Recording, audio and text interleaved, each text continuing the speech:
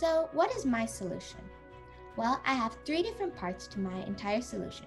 The first one is my artificial intelligence. It detects the mood or emotion in a text. This is used to help Sathi think of appropriate recommendations and responses to a user's answer to a question.